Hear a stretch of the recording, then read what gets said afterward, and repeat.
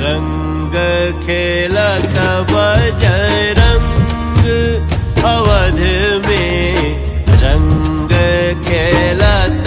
बजरंग अवध में, राम लला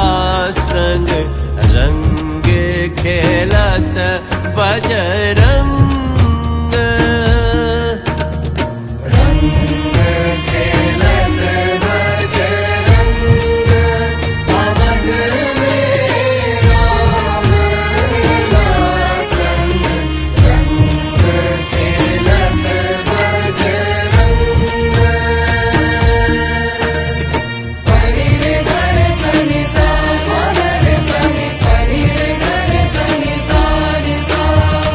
काशी विश्वनाथ मसाले